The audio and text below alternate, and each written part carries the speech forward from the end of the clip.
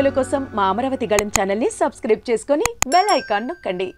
ముఖ్యంగా ఇదే తరుణంలో అమరావతికి సంబంధించి 189 కిలోమీటర్ల మేర ఔటర్ రింగ్ రోడ్ని శాంక్షన్ చేస్తూ నితిన్ గడ్కరీ గారు సముచితంగా మాట్లాడడం కానీ, చంద్రబాబు నాయుడు గారు వచ్చిన 20 రోజులున్న ఢిల్లీ టూర్ అని ఇలా రాష్ట్రంలో శ్వేతపత్రాలు రిలీజ్ చేయడం కానీ ఇలాంటి పనులన్నీ చేస్తూ ఉన్నారు.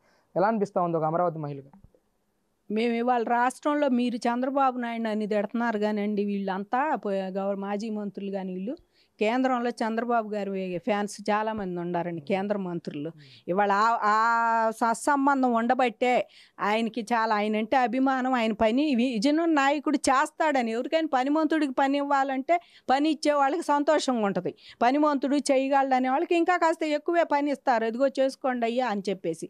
అలాగే ఆయన పనిమంతుడు అని గడ్కరీ గారు పోయినసారి కూడా చంద్రబాబు గారు గవర్నమెంట్లో మరి కనకదుర్గ వారధి తీసుకొచ్చారు. బెంచ్ సర్కిల్ కాడ అటు పెట్టారు వారధి, ఫ్లైఓవర్ ఒకటి. అలాంటివన్నీ తీసుకొచ్చి గడ్కరీ గారు మరి రాష్ట్రాన్ని ముందు తీసుకెళ్లే బాబు గారు అయ్యాంలో చేశారు.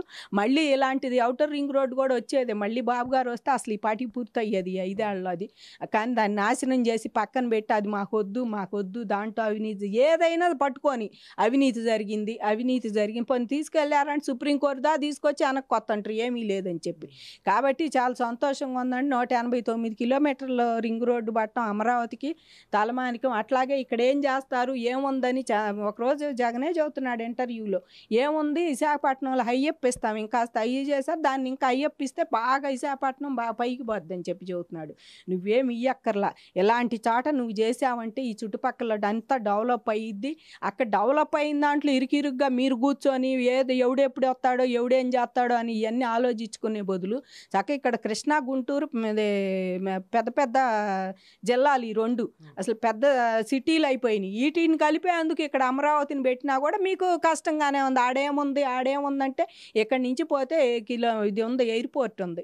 ఇప్పుడు హైదరాబాద్ వాళ్ళు బాటలు లేదు ఎయిర్పోర్ట్కి, ఎంత దూరం పోతున్నారు ఈ చివరి నుంచి ఆ చివరికి. కాలం మేము హైదరాబాద్లోనే ఉంటున్నాం, వాళ్ళు ఎయిర్పోర్ట్ పోవడానికి ఎంత టైం పడుతుంది. అట్టాగే విజయవాడ ఎయిర్పోర్ట్ ఉంది, రైల్వే జంక్షన్ ఉంది. ఏం తక్కువ ఉందండి, కృష్ణా నది వాటర్ ఫెసిలిటీ ఉంది మాకు ఇక్కడ. ఇంకా గోదావరిని కూడా అనుసంధానం చేశారు, ఫెర్రీ దగ్గర అటు నీళ్ళు ఇటు నీళ్ళు వస్తున్నాయి.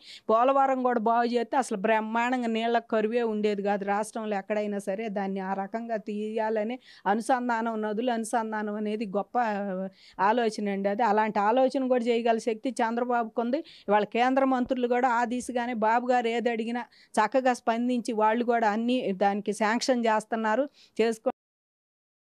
ఎందుకంటే అమరావతి నాశనం అయింది. ఈ 5 ఏళ్లలో వాళ్ళకు కూడా తెలిసిందండి ఇవాళ ఆంధ్ర రాష్ట్రం ఎంత నాశనమైందో. సహజ వనరులు ఉన్న రాష్ట్రం, ఇదేం ఆషామాషిగా ఉన్న రాష్ట్రం కాదు, ఏమీ లేనిది కాదు. సహజ వనరులు కోస్టల్ ఎక్కువ ఉన్న ప్రాంతం మంది, దేనికి ఇన్కమ్ కూడా ఎక్కువే. మరి వచ్చేవి కానీ పోయేవి కానీ కోస్టల్ ప్రాంతంలో ఇవన్నీ. కాబట్టి కేసీఆర్ గారు ఇంకా మాకు అది లేదు ఇది లేదు అని పోయినసారి మచిలీపట్నం పాపం జగన్ పుణ్యం అంట బందర్ పోర్టుని ఏదో చెయ్యాలని చూసుకున్నాడు. మరి ఇప్పుడు ఇది తీసేస్తారో ఉంటుందో తెలియదు కానీ వీళ్ళిద్దరు కలిసి నాశనం చేయటానికి కుట్రలు పన్నారు కానీ అభివృద్ధి చేయటానికి ఏదీ చేయలేదండి. కాబట్టి ఇవాళ రేవంత్ రెడ్డి గారు చంద్రబాబు గారి ఆ నేతృత్వంలో 2 దేశాలు అభివృద్ధి పదం వైపు సాగాలని మనస్ఫూర్తిగా కోరుకుంటున్నాం మేము. ఆంధ్ర ఒకటేగా, తెలంగాణ ఆల్రెడీ అభివృద్ధి అయిపోయింది. అక్కడ ఏది చేసినా ఎవరైనా ముందుకే వచ్చి పెట్టుబడులు పెడతారు.